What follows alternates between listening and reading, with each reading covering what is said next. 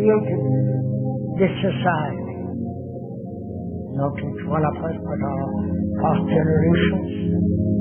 We have those and us have created this present immoral, destructive society. And we are trapped by that society. That society is made by each one of us. So we are responsible for that society. Whether it is possible not to change society, but is it possible to radically, deeply transform our condition, which is understand deeply our consciousness, which is what we are. Is it possible to transform not into something, but to change, bring about a mutation in the very structure and nature of our consciousness?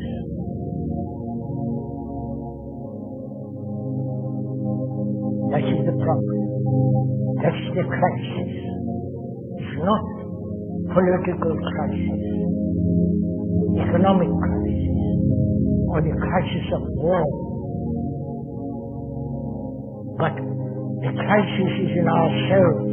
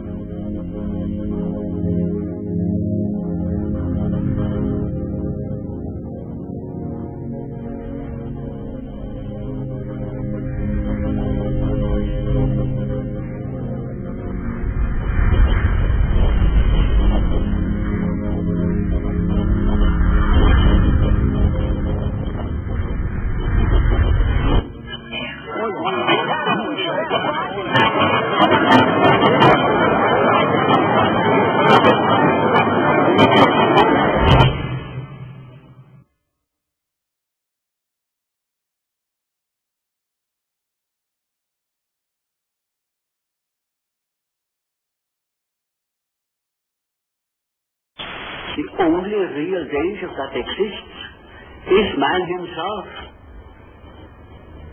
He is in great danger. And we are pitifully unaware of it. We are the origin of all coming evil.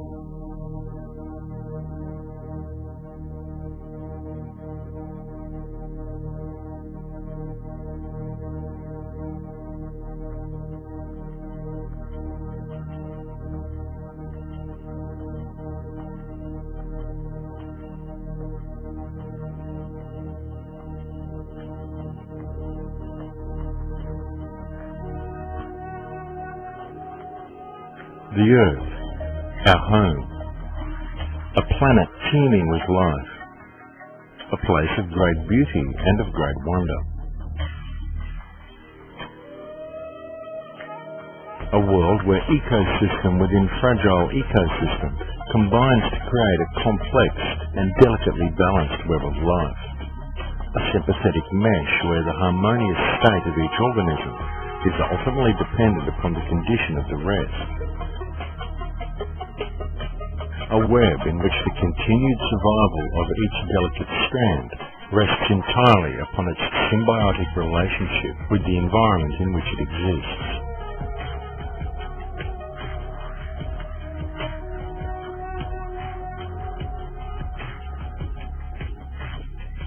Certainly the web of life has always been a fragile one, and yet for millennia it always functioned perfectly, as everything within it held its own unique place and purpose. Within this web also dwells mankind.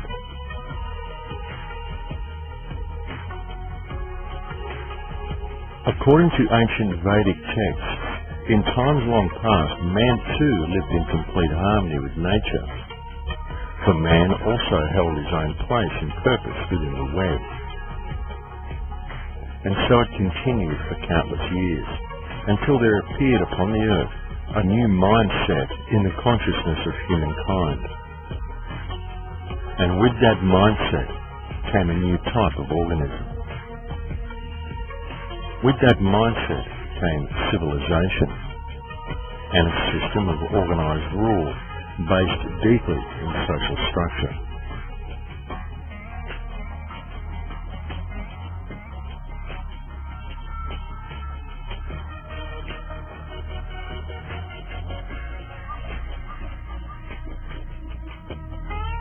How much do we truly know about the past?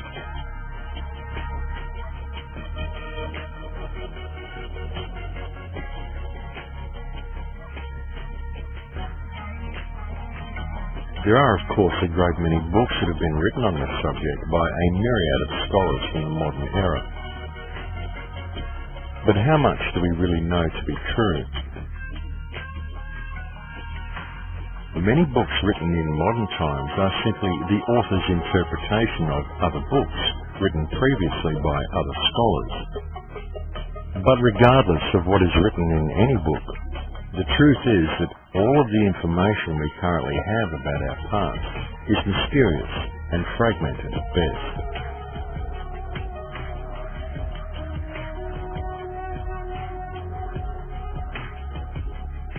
The theories presented in history books typically offer humanity a very orderly view of the past.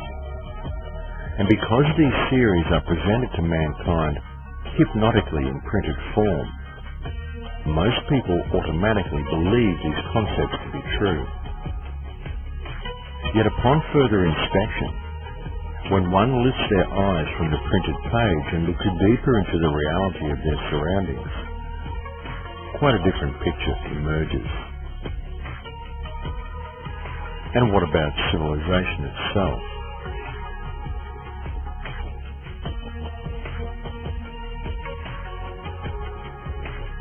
The Oxford Dictionary describes civilization as the process by which a society or place reaches an advanced stage of social development and organization.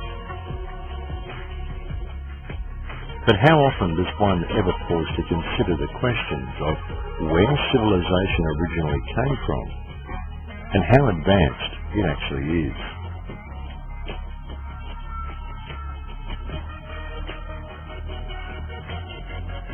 Obviously, human beings are very resourceful creatures, and human ingenuity should not be underestimated.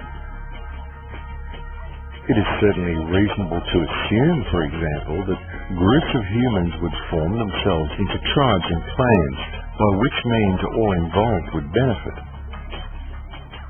But how did such groups then lead to something as entirely uncivilized and wantonly destructive as civilization as it exists today? Was it simply a natural progression? And if civilization didn't present a big enough issue, we are also presented with the question of technology. Where did it actually come from? Who was it who first pulled a rock from the ground and decided to crush it down to its component parts, isolate those parts, and refine them into metals? In fact, how is the concept of metals even known, let alone the methods that are required for the extraction and refinement of such things? Would you, if left to your own devices, ever come up with a thing like metallurgy? Would you come up with advanced science, spy satellites, or nuclear weapons?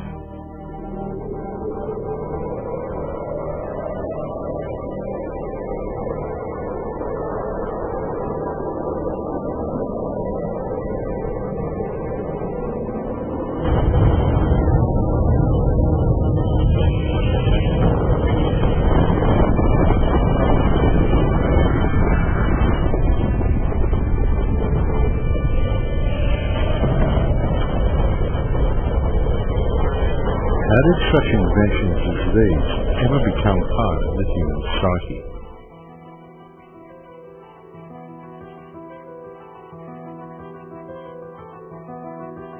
But it doesn't stop at advanced technology.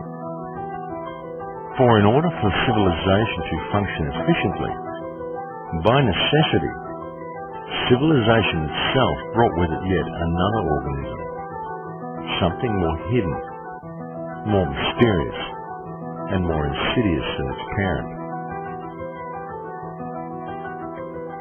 What it brought with it was a meme.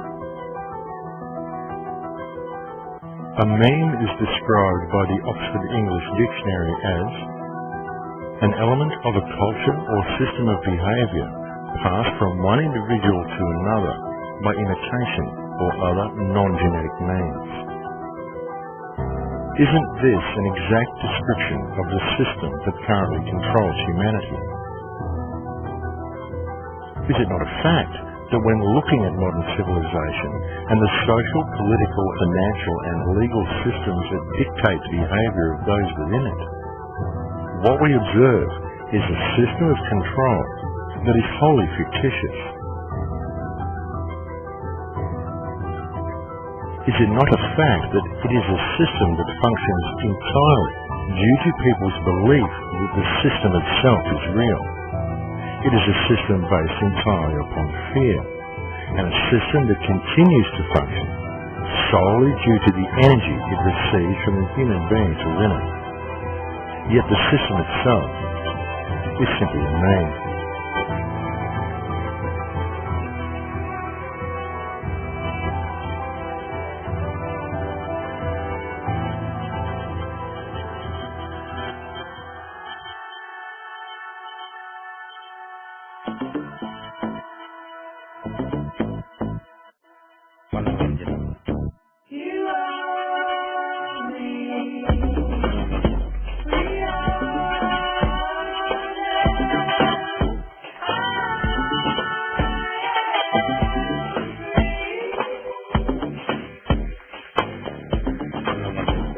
We begin life with the world simply presenting itself to us, a reality that is open to individual interpretation. But then, at a very early age, we are taught to perceive things in a certain predetermined and socially acceptable way.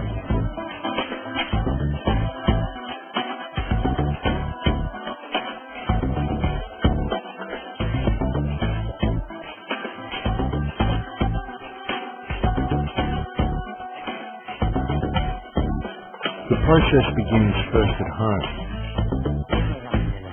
where we are influenced by the beliefs, the attitudes, and the behaviour of our parents and siblings.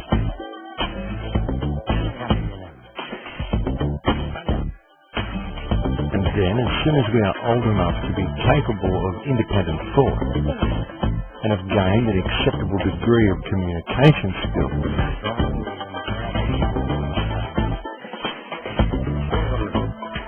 we are immediately placed within a tightly controlled education system,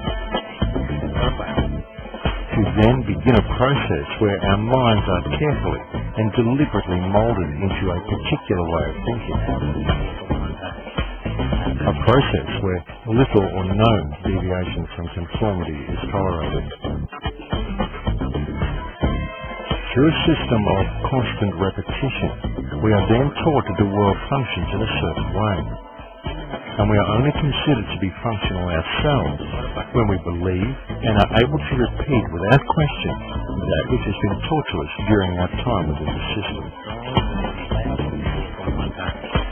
Throughout the entirety of our scholastic years, any independent thought is frowned upon,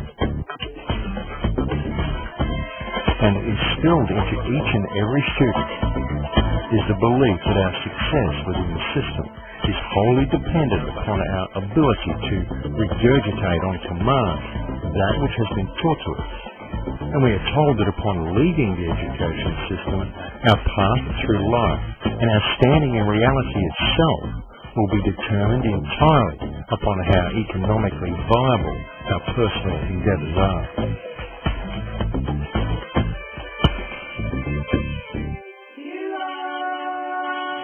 We are taught that it is only through profit and through continual financial gain that our personal success will be measured. We are taught we must either work for someone or we must strive to gain a position in society where someone else will work for us. But either way, all must work. We are essentially taught to be slaves who will spend the majority of life in the pursuit of paper or of digital credits.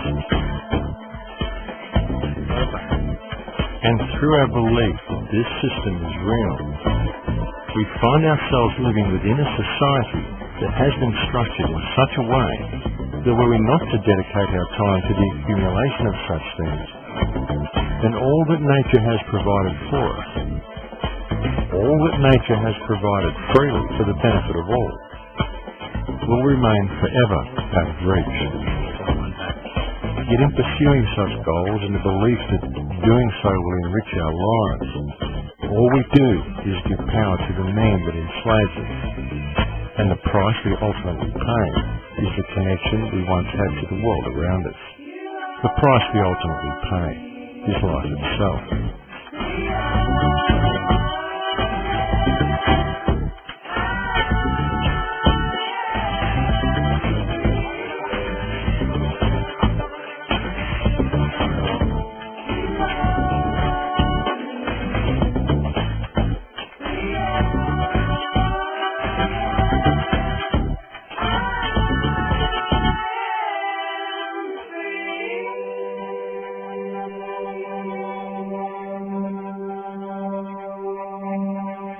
The entire educational, financial, legal, political and social systems that modern human beings are subject to from the moment of birth are all structured with a singularity of purpose: to perpetuate the man.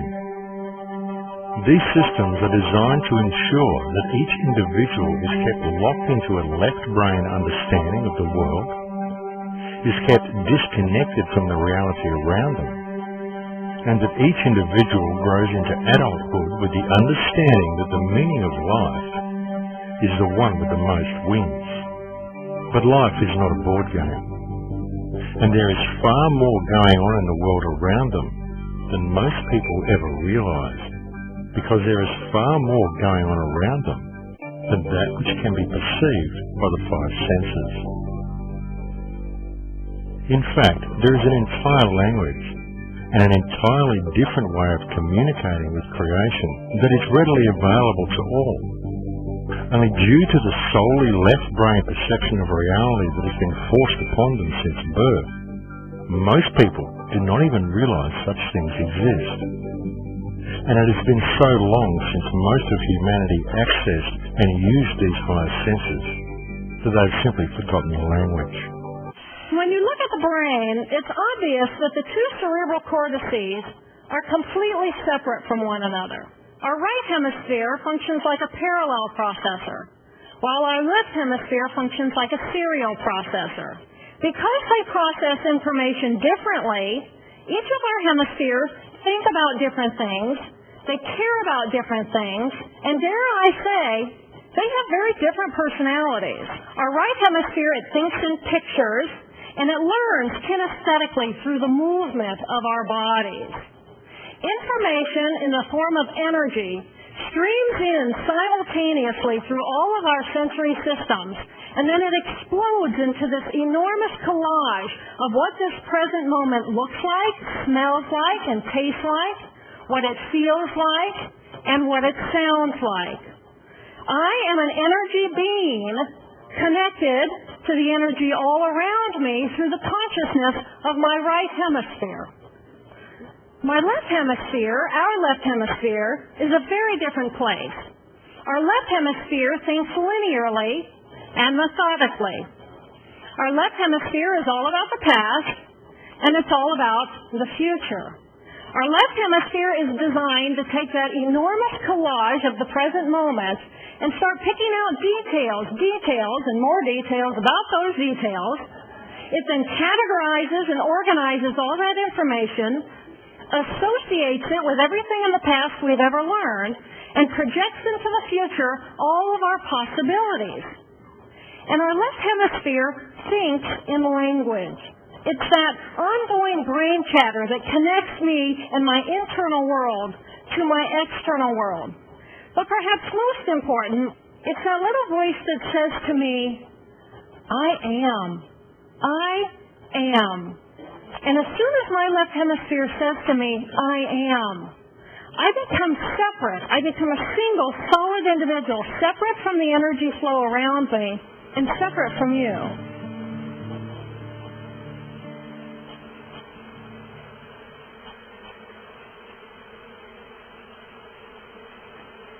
We have up here just an entire colony of bees creating some type of amazing magnetic force field around this tree. And this tree is transmitting whatever that is to the ground that I'm sitting on. Whatever this language is that's coming from all these insects, all these species, to and from the earth, back and forth. It's incredible, and the amount of communication that goes into it. We still, for some reason, think that we are the center of the universe, even though we try to pretend that we're not. Somehow we think that everything that happens around here, all the species, they have whatever scientific evidence that we understand. These species pollinate this, those species do this, do that, and the other. And as long as we take care of the species that we need, as long as we take care of all the ecosystems that will sustain us as humanity on this earth, then we'll be fine. Without understanding that if you were to look at it as this spherical spider web, 360 degrees, we're just a small little portion of it. And yeah, maybe a couple 100,000, maybe a million threads or webs would contact us. But when you branch it out and you understand that this entire web is connected to another spot, and there's 100,000 pieces that connect to that, 100,000 pieces that connect to the one down here, and overall, they're all connected in some way, shape, or form. So if you remove one because you don't think it's important enough, we seem to think it's insignificant because there's no direct impact on us. But I think that's such an illegitimate way of looking at it, because how could you say that any of this is not profound? How could you say any of it is insignificant when in the long run, it's not by a random occurrence that species grow in certain areas. It's not by a random occurrence that there are certain animal species in certain areas, certain plants in certain areas, and they all develop this massive ecosystem that feeds each other. How can we not say that specific ecosystems feed other specific ecosystems? How can we not say that the oceans are important to the desert? How can we not say that all insects and species are important to plant life, important to mineral life? So, in a sense like that, just taking in all of these species that we see around us, taking in absolutely everything that we may not even see within that, the communication between them, we only see it from our perspective, but there has to be thousands, maybe millions, maybe infinite more methods of communication, some type of dialogue between these species and one another. And maybe we don't hear that because it's not necessary for us to.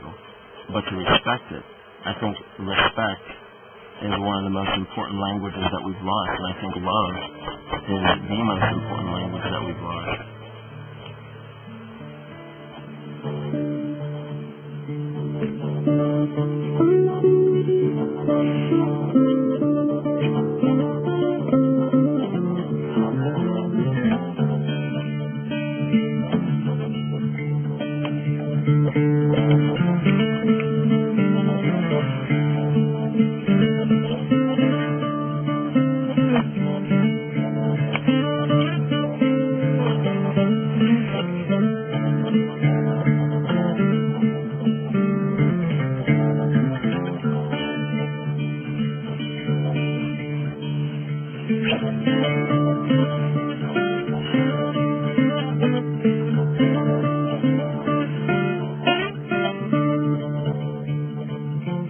Ancient man had always had a symbiotic relationship with nature and interacted with his surroundings with a degree of understanding and communication that many people of modern times find difficult to even comprehend, let alone exercise.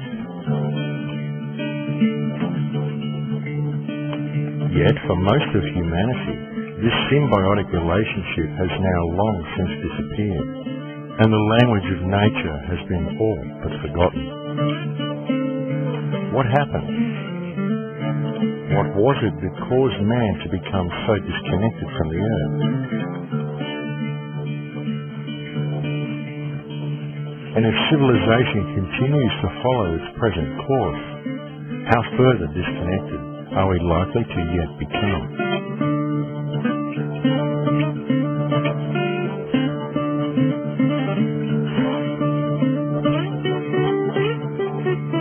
As we merge with machines, and I think it's inevitable that we will transform into something new.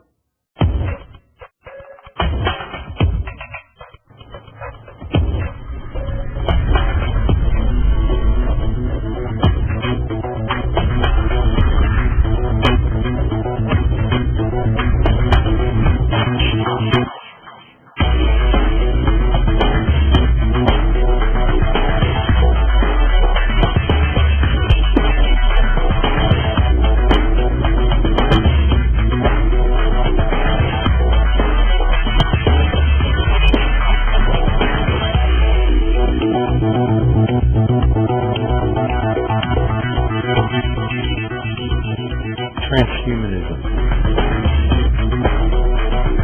The final frontier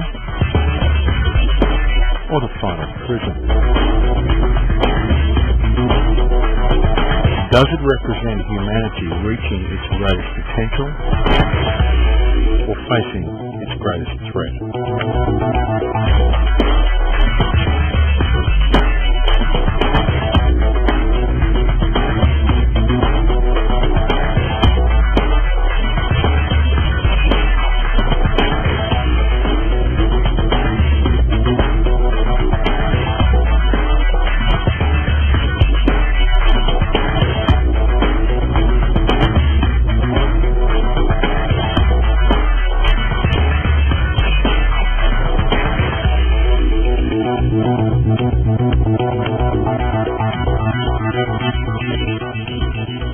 Over the last century, the people of Earth have continuously become more disconnected, both from each other and from their surroundings.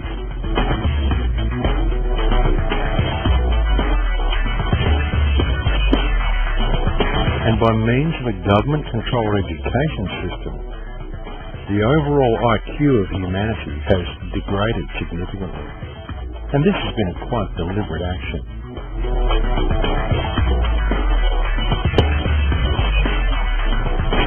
But in our eagerness to embrace technology, one of the most significant problems we are facing is that if one steps back and looks a little deeper at the system we are living within, it becomes glaringly apparent that what this system is in the process of doing is seeing to the removal of virtually everything that makes humanity human, to then usher in a new era, the age of the transhuman. Anybody who is going to be resisting this progress forward is going to be resisting evolution. And fundamentally, they will die out.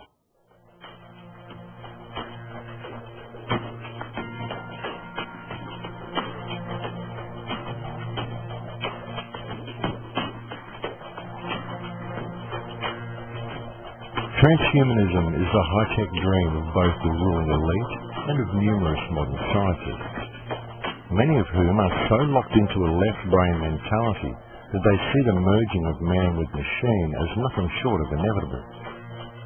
And due to the lack of any real connection to reality that many people feel in the 21st century, in modern times there are a large number of average people who are actually eager to embrace the idea. We see kids by the millions going to their doctors and their pastors nowadays saying, I don't feel anything, I don't feel human. And that's a perfect sign of the fact that individuals are no longer even able to identify with the human species anymore, because we're already in the midst of the species splitting in two, and those being still human and those others being post-human.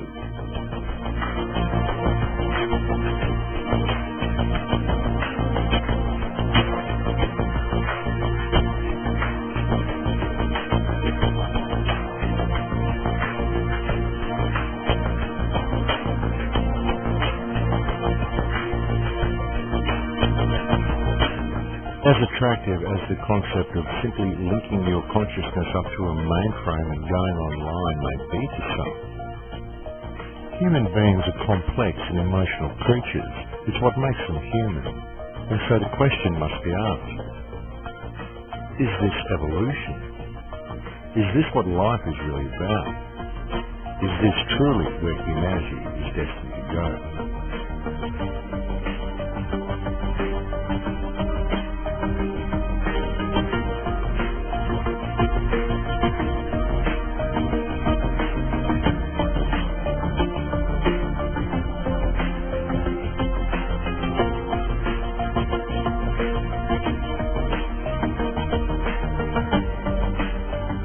What is a human being? What makes it possible for a biological organism that is around 85% water to function as a sentient life form? Why do human beings experience reality in the manner that they do? And what effect may it have upon human beings if they were to enhance themselves with technology? There is a very, very dark side and an occult side to transhumanism, but I believe that everybody should be able to recognize that if you look at it for what it is, transhumanism represents mankind's desire to escape the human condition. I also personally believe that transhumanism is the religion of the atheists.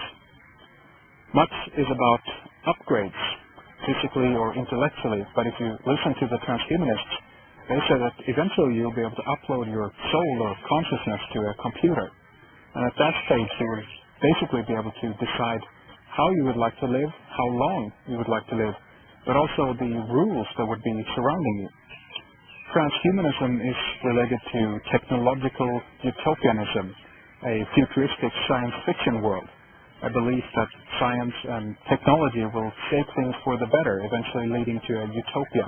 It's an updated version of an old religion, an idea of a new heaven. If you're good, if you believe in Jesus, Allah, Vishnu, or Buddha, whoever, you will come to heaven. But much in the same way, if you believe now in science and technology, you are all going to reap the benefits of a new heaven that is going to be created right here on earth. You are on a quest to better ourselves, evolving toward a state of perfection.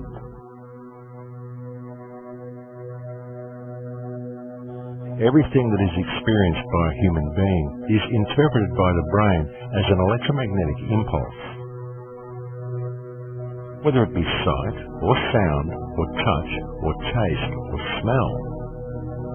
All perception of these senses are merely electromagnetic signals interpreted by the brain. It can therefore be clearly seen that the human body is in fact an extremely advanced biological computer. And so the real question then becomes, what are the real implications and the real dangers of such a digitally controlled world? And ultimately, why? Why would humanity ever seek to blend something as complex, as highly advanced and as miraculous as the human body computer with something as inorganic and limiting as a machine that has a very real potential of being controlled by an outside source? It's not a matter of whether it's good or bad. It's going to happen.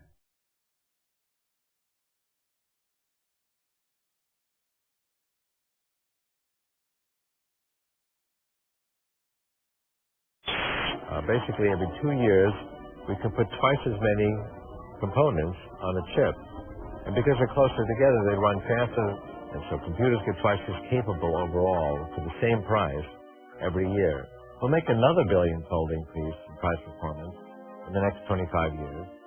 And again, shrink the size of these technologies 100,000-fold. So we went from building to something that fits in your pocket in 40 years. In the next 25 years, we'll go from something that fits in your pocket to something that's the size of a blood cell. I believe fully there will be flash memories you can plug into your brain. We'll be able to hook our brains into calculators and statistics programs and have Google directly into the frontal lobes. I mean, there's going to be a lot of expansion of the mind through interfacing the human brain with technology. I see as a person, I'm human, and I'm really limited and restricted in what I do. So if I could come out of the singularity, being mentally and physically upgraded, yeah, I'd go for that. So I don't mind changing dramatically from what I am. Everything that characterizes what's human and what you know and all your experiences could be uploaded into the internet and run on a computer.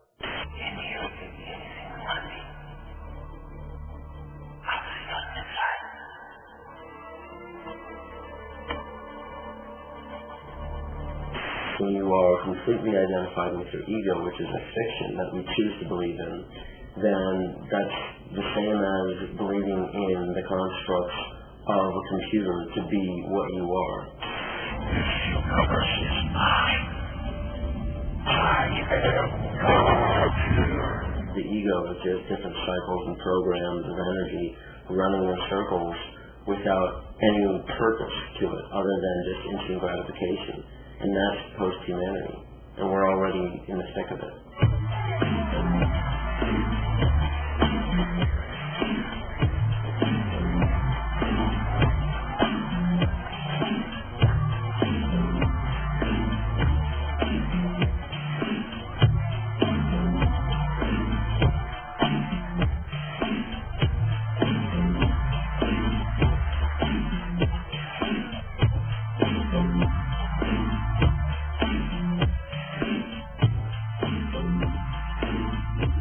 What we have in modern times is a species with only 3% of active DNA, indoctrinated into using only one side of their brain, that exists in a debt-based society in which every single person within it is required to pay to live in what is essentially temporary accommodation, as our modern consumerist-based societies build very little that is actually designed to last. Whether they are truly aware of it or not, modern human beings live their entire adult lives in a largely unnoticed system of slavery, and this can easily be seen when one truly absorbs the implications of paper being more important than people. And now imagine this taken one step further, and having each person locked into a digital world in which it would be an easy task to permanently lock human consciousness into a completely false reality, enslaved into a state of permanent debt forever. And if you question your captors or refuse to work, if you decide you would be better off free, then what then?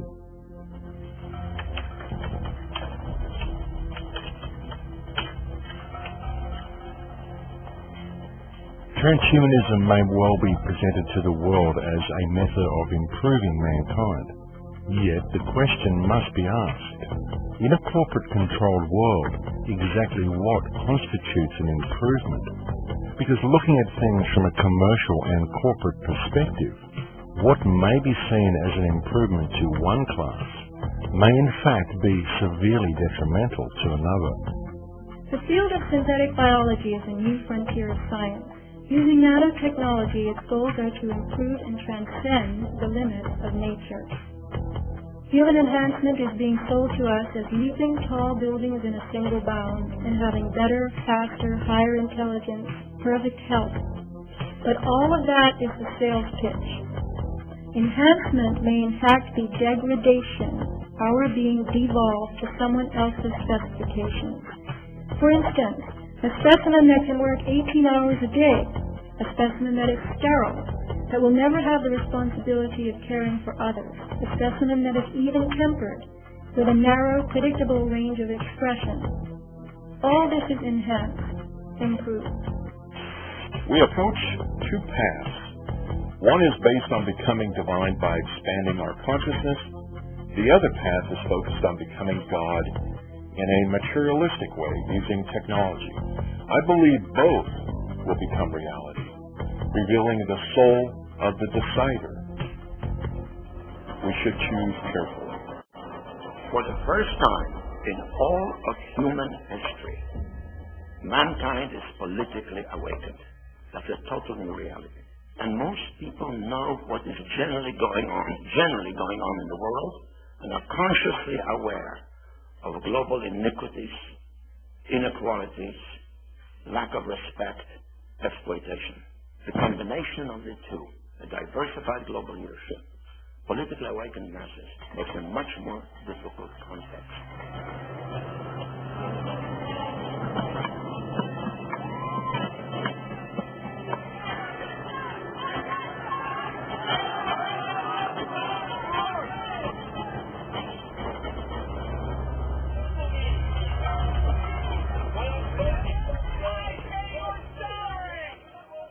Most people at some period in their life experience what one might perhaps call a lucid moment.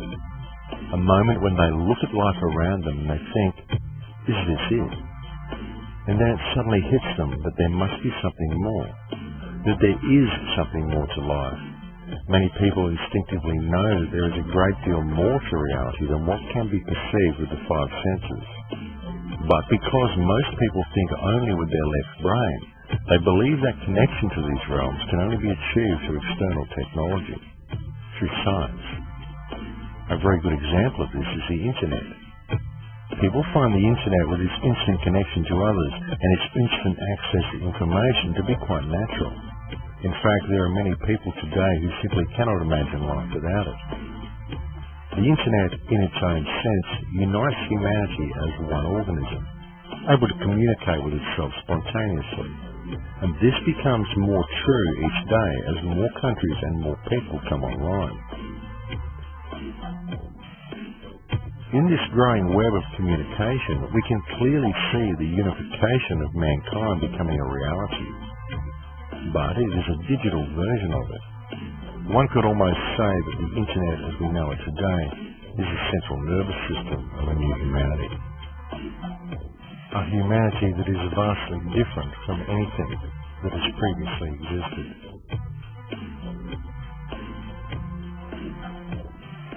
As much as it has in many ways been a huge boon to our lives, the Internet has also had another, less noticeable and somewhat more disturbing effect upon people, in that among some sections of society it has created an environment of separation, most especially among the youth, as it has brought about a situation wherein many people feel far more comfortable in the virtual world provided for them by the Internet than they do in the real world that exists around them.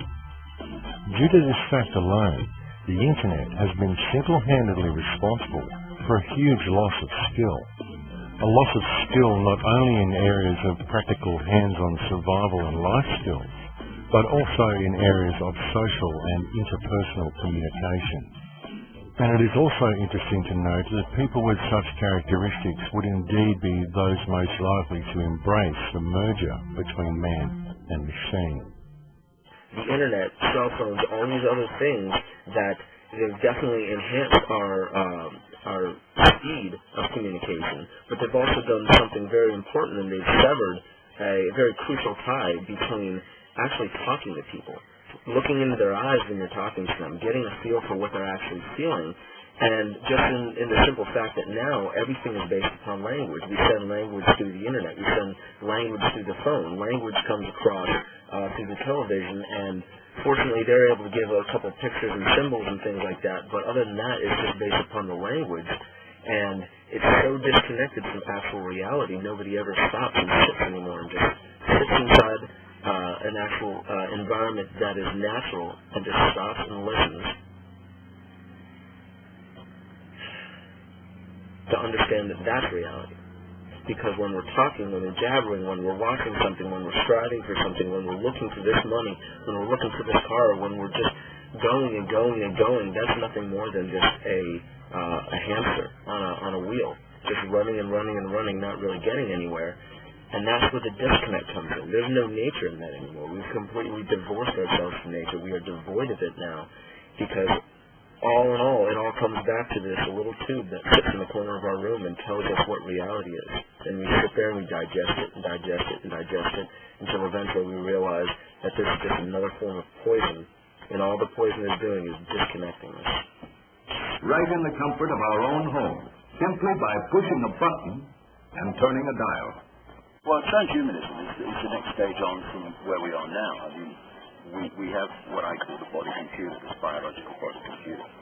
And if those in the shadows understand that that's what it is, and that we are like in a cosmic version of the wireless internet, you've got this kind of infinite energy field of information of various depths and various levels of awareness and expansion. And then you're decoding this bit of the band. Now, if you decode this bit of the band, which is what this body does, then that's your world.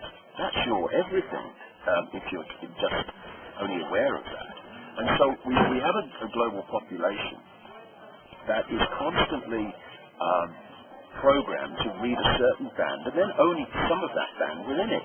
And through that, they are manipulating us to see self in the world in very minute, limited terms. When if we just opened our minds to consciousness, we would then start going further and further into the band and getting more and more insights, more and more knowledge, more and more awareness, and suddenly we'll see what's going on. And it seems to me that transhumanism is the next stage on from that, where they go the next stage into locking us into this robotic cyborg state, so that we are even beyond the limitations that we are now, to the point where basically that you are born a robot, you live a robot, and you die a robot, with less and less impact on the conscious self, on perceptions, on behavior, on actions. And if we get to that point, which is what they want, this guy in Britain, a very strange man called Professor Warren, he's famous for being implanted at Reading University, for being implanted so he can turn the fucking television on and off with his arm and all this crap. And he once said, what's the problem with loving your servitude? What is the problem with having basically technological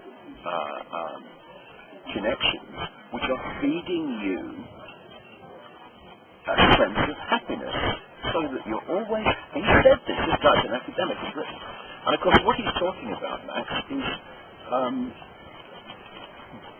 Brave New World, Aldous Huxley, love your servitude. The idea is to create this well, I almost said part human, very little part human, certainly almost nothing part consciousness, stroke technological being, which is nothing more than a servant of the system.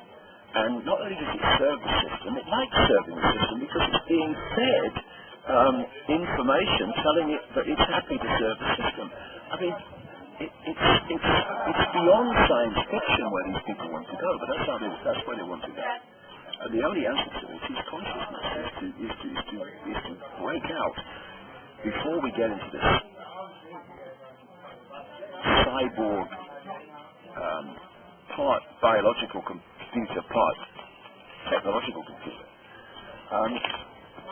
Break out of this perception control that we have now, the level we do now, before it gets into that level, because then we don't want to move towards that very quickly.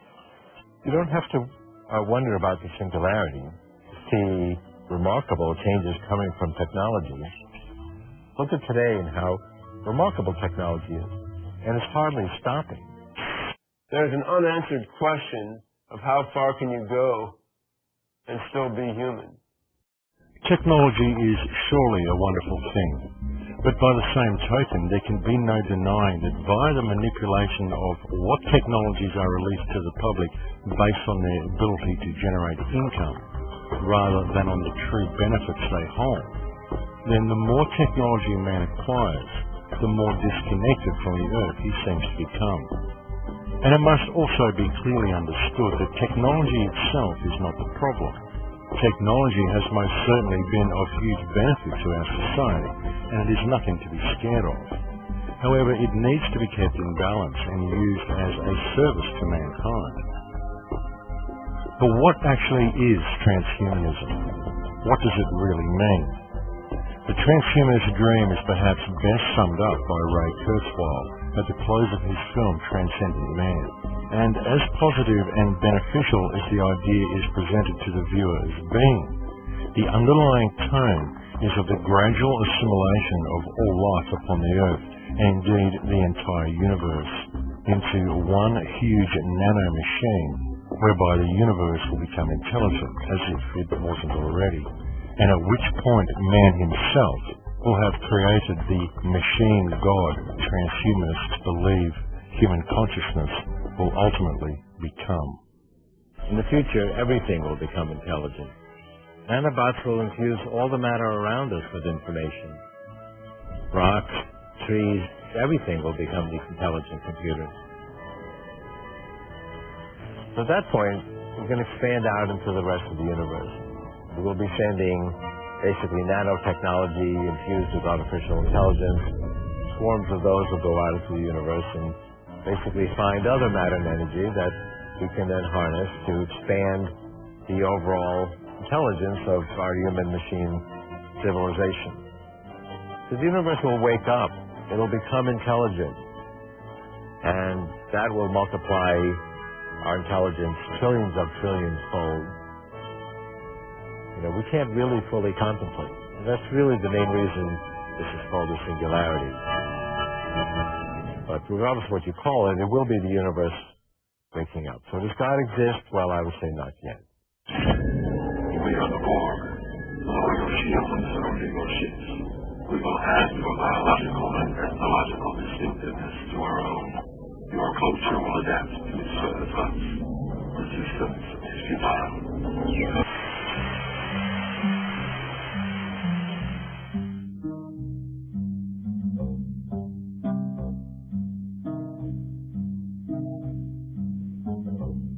One must truly ask, is this the direction mankind should really be heading? But even more importantly is the question of whether mankind is actually being given any choice in the matter. And if the answer is no, then the next question is how might such a thing as the global implementation of the transhumanist agenda, as outlined by Kurzweil, actually be achieved without the knowledge of the general population? Biotech is an exploding frontier. It is clever enough and small enough to enter and change our very selves. When nanobiotech has a firm footing in us, it will be easy to upgrade and downgrade anyone and anything in any way. Oliver Curry, an evolutionist at the London School of Economics, predicted in 2007, the human race will one day split into two separate species, an attractive, intelligent ruling elite and an underclass of dim-witted, ugly, goblin-like creatures.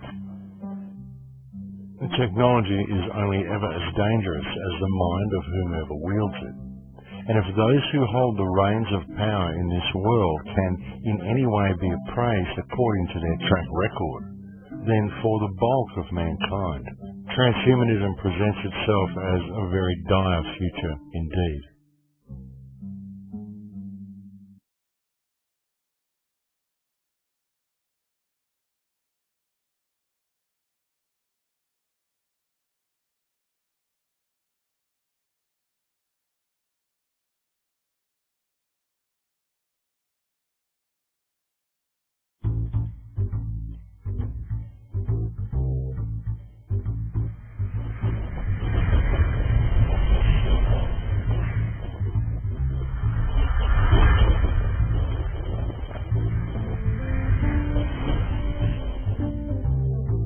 If it were possible to achieve the dream of people such as Ray Kurzweil and create a world where even the plants and rocks were fused with intelligent nanotechnology, how might such a thing be done?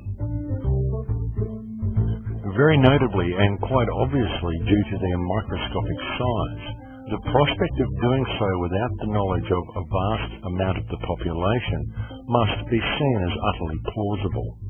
But how could such a mammoth undertaking be implemented? What delivery system could be employed to ensure the widest and most effective method of reaching the subject population?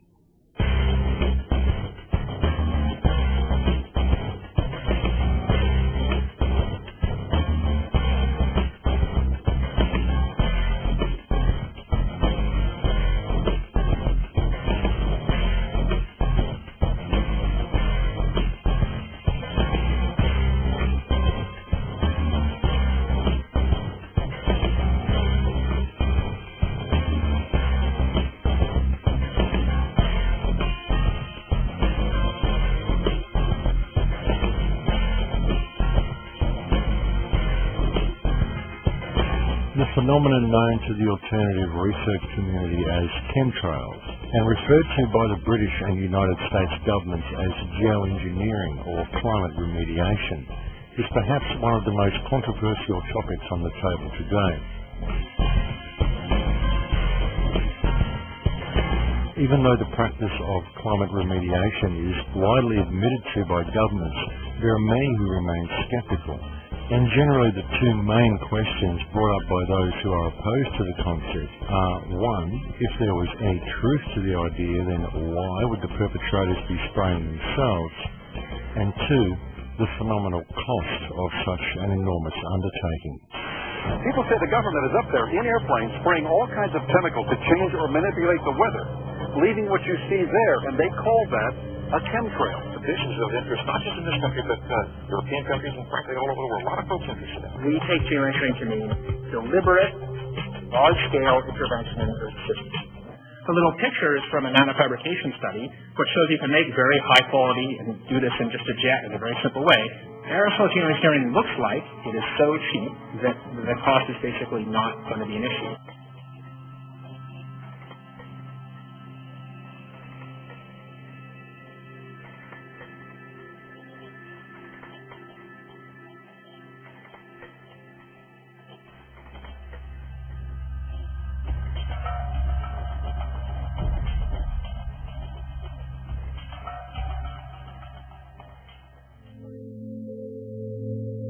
Because nanoparticulates are potentially self-replicating, the cost of producing them is actually quite negligible. As for the question as to why the perpetrators would be spraying themselves, well, that answer is in fact a very simple one. These people want transhumanism. In fact, when one truly considers the transhumanist agenda and it begins to sink in that chemtrails seem to consist of nanoparticulates or smart dust, then the last piece of the puzzle falls snugly into place. And it is far from inconceivable that were the global population to be infused with programmable nanoparticulates, then when these tiny machines are switched on, they will simply do what they are programmed to do. And that what this may be may also be largely due to what other genetic codes have first been introduced into the host. We have more than tripled the numbers of doses of vaccines we're giving our children in the last quarter century, up to 15 by the age of 6. Why are so many highly vaccinated children so sick? The elites, those who can afford to carry out practices such as chemtrails, generally don't eat processed or genetically altered food. And it is extremely unlikely that they are subject to the same rigorous vaccination regime as the general public. If mankind is indeed ingesting nanoparticulates without their general knowledge, then how might such machines be controlled or switched on? In answer to this question, one only needs to realise that it is now a long-established fact that when anything occurs within the human experience, ultimately the information travels around the body electromagnetically. All our five senses, along with any emotional information, is all interpreted by the brain via these electromagnetic signals. Therefore, it is also an established fact that man can be influenced and even controlled via electromagnetism. Metallic salts have made our air conductive. This means that we and everything around us can transmit and propagate energy.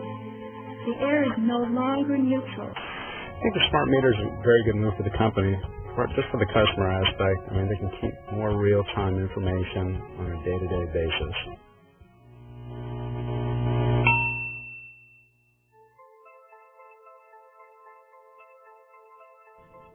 The huge awakening that has been seen in recent times leaves little doubt that mankind and consciousness itself is in a state of evolution. But there also exists compelling evidence suggesting that there are certain forces at work who wish to control the direction this evolution will take. The second group of materials found in these environmental samples is unidentifiable fibers. And I really want you to appreciate the meaning of unidentifiable. These fibers have been sent to sophisticated laboratories, and there is nothing nothing in the databases that match them. These are fibers, we could say, that do not exist in nature. People around the world are developing lesions on their skin that ooze and produce fibers. This is known as Morgellons syndrome. Tissue samples cultured from ordinary people without this ailment contain and grow the very same fibers. When these fibers are cultured, they produce colonies of filaments. You can see the extension filaments. And these colonies continue to grow and reproduce, branching out into more filaments and more colonies. The filament cultures can be grown from saliva samples, tissue from the skin, mucus, urine, blood, from animals and people, regardless of the presence of the Morgellons condition. So where do these fibers or filaments come from? Airborne environmental samples that were collected by Clifford Carnicom in 2000, the year 2000, gathered at high altitude on a mountain in New Mexico, showed the presence of those fibers, whose structure matches exactly the tubular filaments showing up in our blood, tissues, and skin. Additionally, the samples collected by Mr. Carnicom showed what he calls, and was called in biology, desiccated erythrocytes. This is a multisyllabic term, but it means dried red blood cells. So, why are dried red blood cells in the air? See, nanocells are real small, 1,000 times smaller than these dust particulates. You inhale it, they go to work replicating, spreading like a virus, multiplying in exponential. 6 months' time, I could have 100 million people converted, ditch diggers, porn stars, and presidents. Not one would be the wiser. 100 million people will buy what I want them to buy and do pretty much damn well anything I figure they ought to do. Those unidentifiable filaments. He has observed the formation of red blood cells and submicron-sized structures. So now you've got a filament making its own red blood cells. The engineered cells, the red blood, very, very tough, withstanding excesses of heat and chemicals, indicating that they are designed to endure almost anything. He has put them in a Bunsen flame, he has poured bleach on them, acid, and they still endure. In addition, they are able to replicate, growing outside of the body in a petri dish. This is highly sophisticated technology, going on by itself, not in a laboratory. People with advanced Morgellons syndrome started with fibers coming out of their skin, and they're now observing very strange crystalline forms and metallic devices, plaque structures, even grooved metallic devices. On the right you'll see one device, the front and the back. The fiber strands that you see here were made of cellulose and DNA. DNA's chemical cousin. It's a nanotechnology building block. The nanostructures contain additional properties not found in DNA, including the ability to form mirror image structures. Here you have a nanoarray, a tiny device used in biotech for DNA hybridization. And on the left you see a diagram from an industry website of a nanoarray. And on the slide you can see actually two of them. She's marked them with red X's that came out of her body, looking exactly like this. So, we begin with the emergence of basic filaments, followed by more complex structures. So what processes are going on here? Are these materials combining to form devices that are working together inside us? What is happening to our biology? And remember that tissue samples obtained from ordinary people who have no Morgellons symptoms, no lesions, can be cultured to produce the very same filaments found in people with Morgellons. So we would have to conclude that Morgellons is like the canary in the coal mine, and that only some people are exuding the material. And could that be because their bodies are rejecting it, while our bodies are integrating it?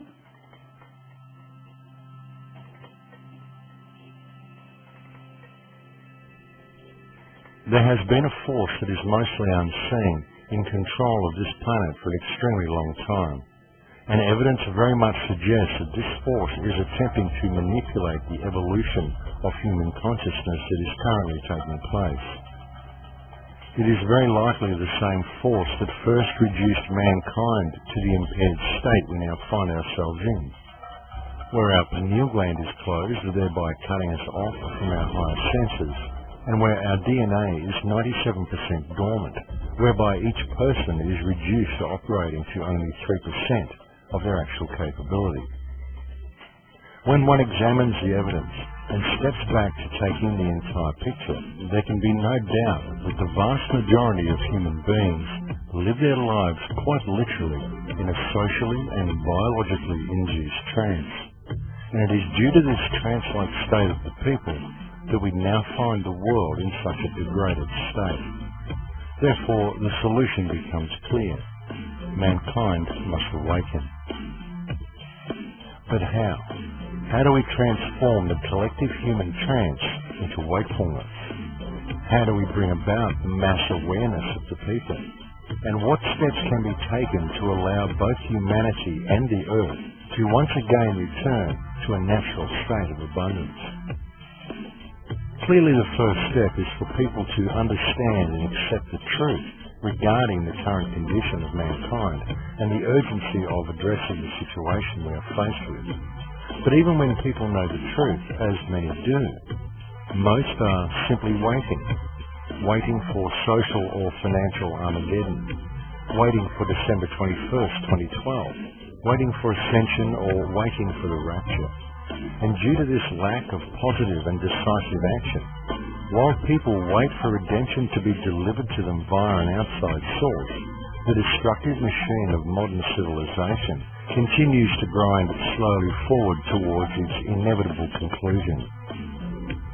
Obviously, it is extremely important for mankind to truly grasp the depths of the problems we are facing and to the peril that our collective failure to deal with things has placed us in. And this peril includes not only the human race, but the entire earth and all life upon it. Because if mankind allows the ship of state to continue sailing in its current direction, within possibly 3 to 5 generations, we are very likely to have allowed the creation of a world that will no longer support life as we know it. There's an incredible disconnect between reality and what we're fed as reality, such as this little electronic box that millions upon billions of homes have now. And we now digest all of our reality from this little electronic tube. None of what we're actually getting in this tube is reality other than the fact that we're watching television. That's it. That's the only portion of that that's actually real. But what we do is we lose ourselves then. We almost become too identified. We forget that we're even existent. So we are identified with everything that we're seeing, and this becomes our reality. And we forget that not only is this cherry-picked information, but above and beyond all that, no one even stops to think that this is somebody's interpretation of what happened in an area. So everything that we're getting is literally somebody else's creation. It's a manufactured idea that's put into this little tube and then projected into us as reality. And that now is the basis for how we act in our society. So the way we dress, the way we talk, what we do, what we're afraid of, what we're attracted to, what we want to drive, the house that we want, the money, all of these things are driven by somebody else's perception. They're driven mostly by wants of other people, and they arrive at those wants from other people. And it all comes back to really just a fundamental basis that none of this is reality. It's manufactured. It's not really pertinent to our life. It's not really profound. There's really no importance to it. We're just applying value to it because all of these things, the clothing and the cars and the job and the money in the bank account and why we want this job, we don't even understand why anymore because we relate all of our wants, all of our desires to what these other people want and what they desire. And if you actually get to the core of it, we don't even truly want these things. We just want the other people around us to see that we have what they want because that gives us a measure of control or a measure of power. And it all boils down to a level of security. And that's all of this really is the fact that people are following these fashions they don't understand. They're following these ideals that they don't understand. They're doing it because they want to fit into some identity that they're eventually creating for themselves to be the most secure, the most powerful, the most prominent, the most beautiful, the most affluent person in that field so that everybody else around will give that person support because they want to be near you. And that's all it is. We just want this closeness. We want this connection with people. And unfortunately now we are contriving it. We're forcing people to want a connection with us for means that really have no basis in love, no basis in real relationships.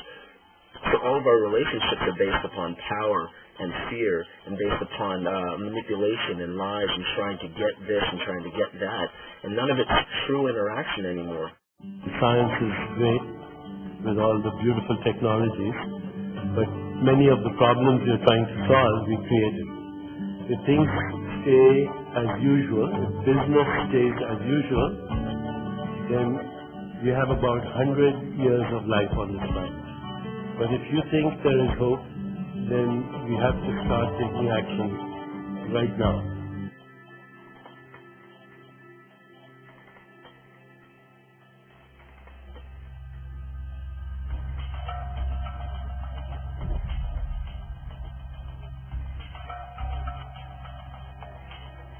Indeed, if heavy industry and the genetic manipulation of the Earth environment is allowed to progress at its current rate, then the only life that will be able to survive on Earth will need to be of a very robust nature. Such life would be transhuman by necessity. Biology divides life into three kingdoms: bacteria, archaea, and eukarya. Bacteria and archaea are simple organisms with no subcellular compartments. Eukarya are complex with defined cell compartments and internal organelles, mini organs like mitochondria that make DNA and energy for the cell.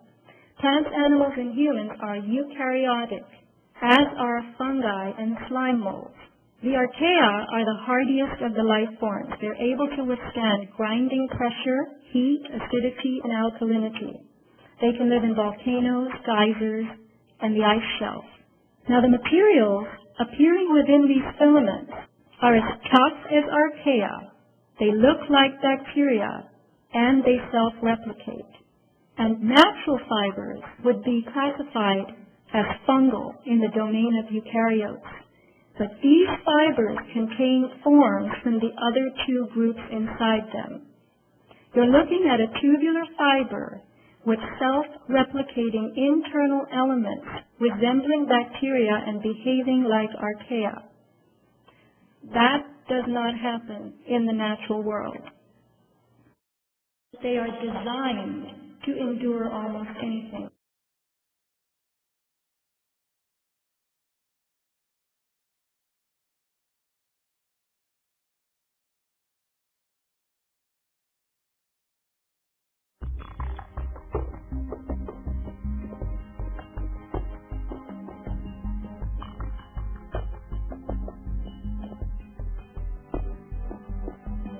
In the social and political climate of the 21st century, mankind is truly facing some very great challenges.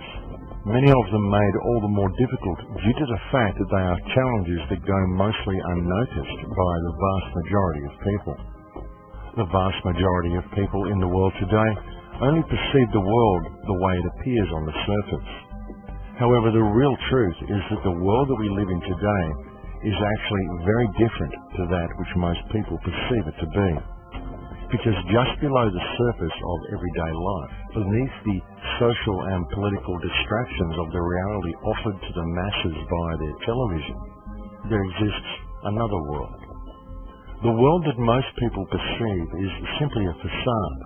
It is an illusionary reality where nothing is what it seems.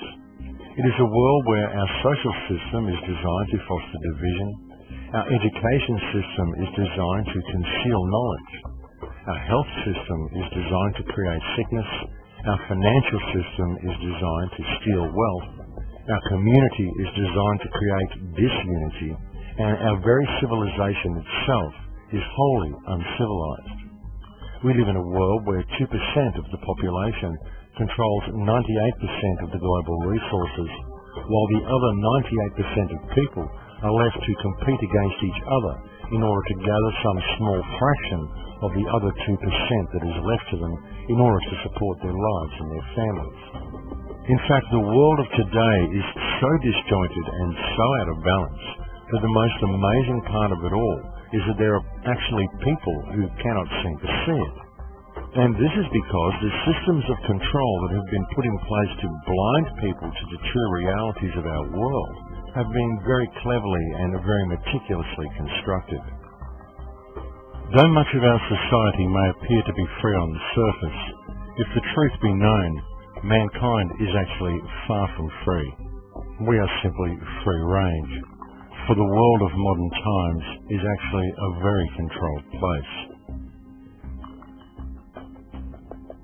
But the situation is not wholly lost, for the simple truth is that mankind has allowed their servants to take over the mansion, and these public servants have worked and are continuing to work to steal everything of value that they can from the people, while gradually enslaving the world to a set of rules of their own contrivance, legislation that has been cleverly designed to remove actual law from the planet and impose in its stead the will of individuals.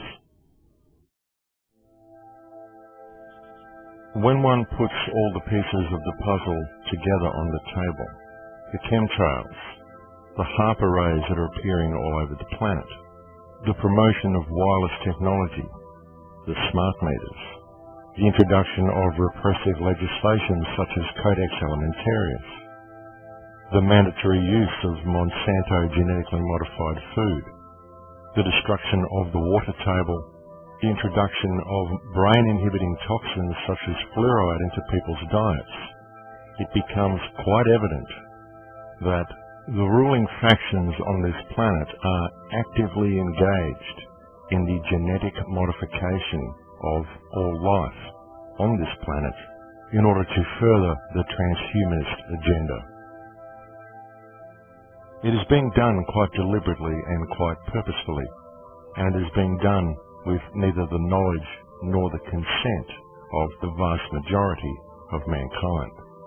And all the evidence needed to support this conclusion is right before your eyes, if people would simply take the time to look. The truth is that everything we are facing is visible in plain sight, and so is its inevitable conclusion. It's just that people tend to focus on their own little symptom and never step back to view the entire structure of our world holistically, and thus our response to the problem is compartmentalized, essentially rendering it ineffective. And this is all done by design, because in addressing their respective symptoms, people are trained to believe they have to work within the parameters of the system, rather than addressing the actual root of the problem.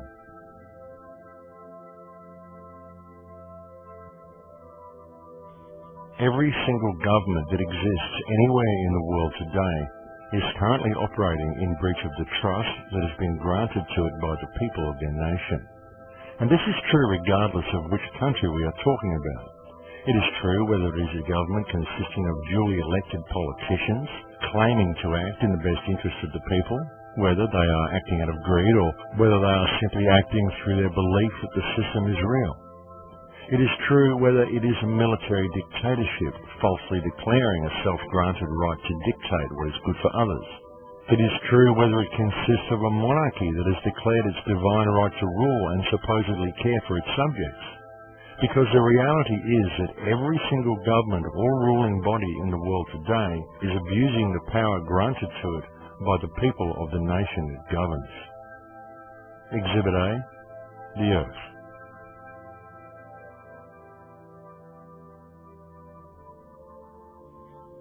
The remedy is for mankind to re-establish themselves as who and what they are, because the only ones who have any chance of addressing this situation are the people themselves. The first thing to be done is for people to notice their surroundings and to realize that very simple alternatives to the wantonly destructive direction of our current system exist right now. Carbon at the nanoscale is actually transparent. and flexible. And when it's in this form, if I combine it with a polymer and affix it to your window, when it's in its colored state, it will reflect away all heat and light, and when it's in its bleached state, it will let all the light and heat through, and any combination in between. To change its state, by the way, takes 2 volts from a millisecond pulse. Once you've changed its state, it stays there until you change its state again. The nanomaterial, 2 nanomaterials, a detector and an imager, and it takes all the infrared available at night, converts it into an electron in the space of 2 small films. This is taking infrared radiation, wavelength, converting it into an electron. What if we combined it with this? Suddenly, you've converted energy into an electron on a plastic surface that you can stick on your window. But because it's flexible, it can be on any surface whatsoever. The power plant of tomorrow is no power plant. I can generate energy cleanly, efficiently, and cheaply right where I am. It's my energy. And if I don't need it, I can convert it back up on the window to energy, light, and beam it, line of sight, to your place. And for that, I do not need an electric grid between us. The grid of tomorrow is no grid. And energy, clean, efficient energy, will one day be free.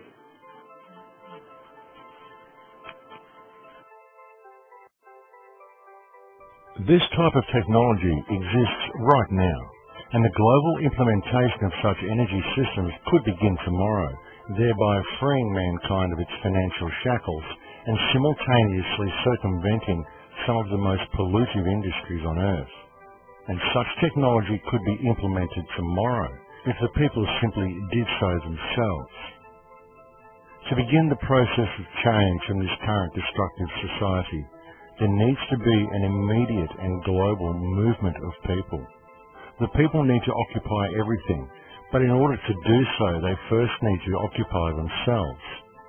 As a society, we need an immediate and global cancellation of all debt, thereby freeing each person from the clutches of financial terrorism that now hold them. And this should be closely followed by a switch to alternative energy devices, such as the carbon energy device demonstrated by Justin Hall. And these steps need to be implemented by the people themselves. It cannot be done from within the legal parameters provided by the current system, as the current system simply will not allow it. It won't allow it because the current system is designed not to service mankind, but rather to protect and sustain itself at mankind's expense. Such a process of change will only ever succeed if it is implemented by the people themselves, regardless of what legislation has been put in place to prevent them from doing so, because legislation is not law. Legislation is simply rules written on pieces of paper by public servants. Rules designed to eradicate actual law from existence and to impose the will of a ruling cartel in its place, to then impose itself upon mankind's very genetic and biological structure to serve a transhumanist agenda designed to enslave the entire human race, while all the wealth of this earth is stolen from them. And the only thing that stands in the way of this program running to its inevitable conclusion are the people themselves. But the biggest killer, the wielder of the ultimate power against mankind, the most all-pervasive force that has kept the people of the world enslaved for so long, is fear. People often talk about the need to adopt an attitude of love, and in many ways they do so, but then through inner fear, they fail to apply it to reality around them. Each should ask themselves, if suffering exists in the world around me, and I fail to address it, then am I really in a state of love and service to creation, Or am I simply in a state of fear and denial of reality? Admittedly, it is often difficult for people to see through the haze, not only for people who are now beginning to see how the world works, but also for others who have been long active and yet unwittingly only focusing on a symptom rather than on the actual problem. And this is because when you look at all the little symptoms, it's chaos and far too difficult for most people to really make anything out, because nothing really makes sense. It's just a barrage of information and of disinformation. It doesn't begin to make any real sense until you begin to look at things holistically, and then it all falls neatly into place. Though often, even when the real problem is clearly seen, most people simply point the finger and fail to see the actual solution. It is time for each person on this planet to remember who and what you are, and to never lose focus of the fact that government was created by mankind in order to service mankind's needs, not the other way around. So you must always, always question authority. If someone in fancy dress interferes with your ability to be yourself to your fullest potential, if you have always respected others and there is no injured party from your actions, then you should always question what right anyone has to compel you to perform any action or to make any demands of you at all. As more and more rules are put into place, mankind is becoming increasingly more regimented. We now find police officers stationed on school grounds, as what was once a childhood prank and part of growing up is now often seen as a breach of law, a crime.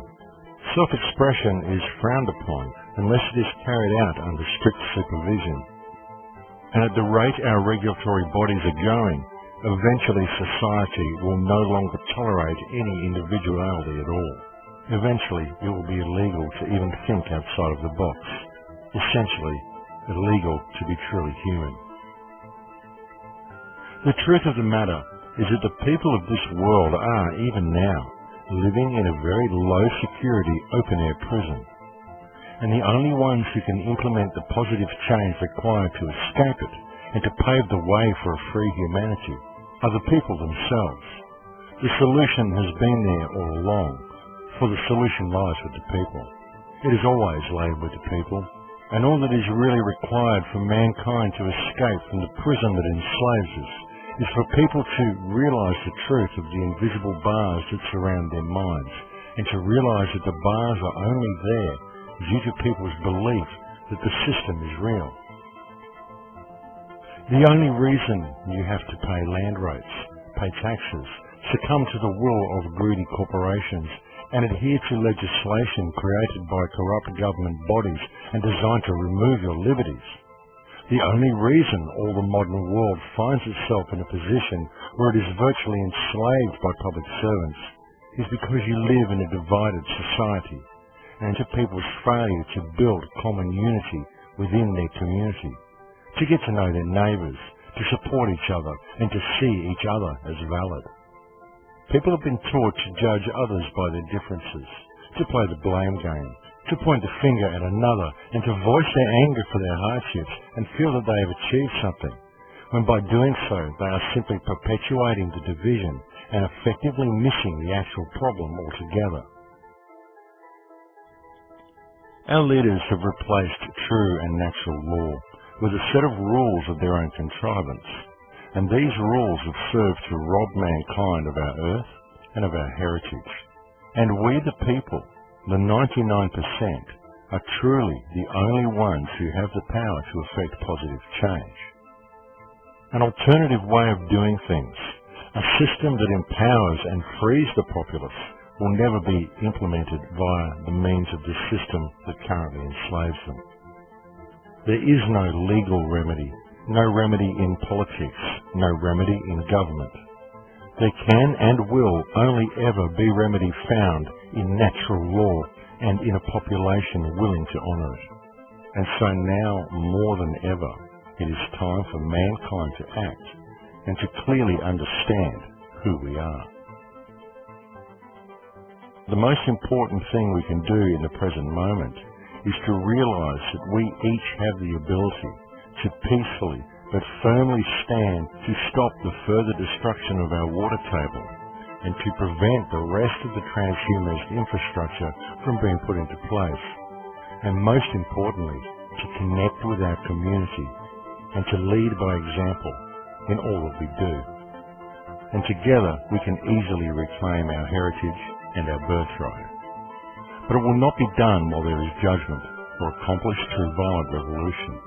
Nor are they needed, because all it would take is mutual respect and a united act of non-compliance to a fictional system that enslaves the minds of almost all who inhabit this world due to people's belief that the system is real. Civil disobedience is not something outside the realm of democracy. Democracy requires civil disobedience. Without civil disobedience, democracy does not exist. You see, the solution lies with each of us. It lies with me, and it lies with you. And it lies in a simple choice between love and fear. Indeed, the path to remedy, the path to positive change, the path to alter the direction the ship of state is now sailing is right at our feet. All that is required is to take the first step. In Lakesh.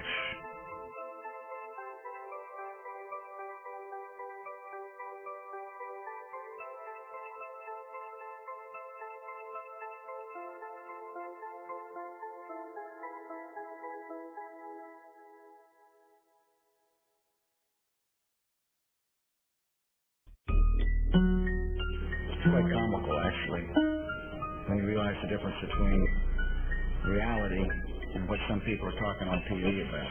It was the mark of the devil that you can eat and breathe. Bow down at the feet and surrender liberty, tyranny and terror, corrupted dictators, posing as your leaders while they poison every leader, pumping pouring in the water while they rape Iraqi daughters, dumbing down the public, fashion magazines of fodder. Now they slaughter weakened nations. All the explanations tell appear to the masses. Terror level elevations, revelations is unfolding right before your eyes. Wake up, spin up, keep a damn drug and hypnotize. Force rise, taking over while you focus on your bling. But I'll bet by this point you haven't heard a damn thing. It's destruction by design, prophesizing let the spirit take a big step back.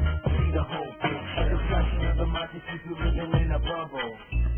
We're in a lot of trouble because less than 3% of you people read books. Because less than 15% of you read newspapers. And when the 12th largest company in the world controls the most awesome goddamn propaganda force in the whole godless world, who knows what shit will be paid up a sleep? Problem, action, reaction, solution. It's time to wake up to the formulas they're using. Safe from the terror to burn our constitution. Weapons of mass deception of the media delusion. Using double speak to keep you following like CNN and Fox News to keep the populace asleep. Never looking, never quest while we're headed for recession. The dollar's with a nickel for a rule by our possession. I mentioned that those towers fell in less than an hour. Ignorance is lit, the source of the power. But the power in the shadows, if we all wake up and see that the land that we're living in is nothing close to free. It's destruction by design, prophesizing every spirit. Take a big step back, see the whole picture. A destruction of the mind that keeps you living in a bubble. We're in a lot of trouble. So you listen to me. Television is not the truth. Television is a goddamn amusement park. You're beginning to think that the tube is reality and that your own lives are unreal. You do whatever the tube tells you. You dress like a tube, you eat like a tube, you even think like a tube. In God's name, you people are the real thing. We are the illusion. Now you're living as a slave, high-tech police state. Wars, destruction, the waterboard, and the waste. Mandatory vaccines to keep you sedated. Big brother on the screen to keep the public isolated. Conspiracy theories, now conspiracy facts. Thought crimes commit like terroristic attacks. Every time you take a breath, you pay another tax. Every time you take a step, it's documented and tracked. It's whack how we're living, the planet's a prison. You should have listened up and question 9/11. Declare a revolution, defend our constitution, a public execution of corrupted institutions. Destruction by design, prophesizing every spirit. Take a big step back, see the whole picture. Destruction of the mind that keeps you living in a bubble. We're in a lot of trouble. Mercury containing vaccines may help, not harm kids. According to China, where we value its currency, or China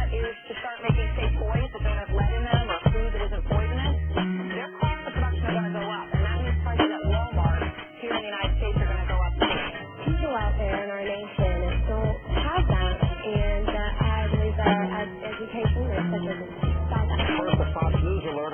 Coalition forces have discovered 500 chemical munitions in Iraq. Good evening. Today, our fellow citizens, our way of life, our very freedom came under attack. The counties where Ron Paul's numbers so high, clearly some online communities are messing with the outside. All hell is breaking loose on 6th Avenue.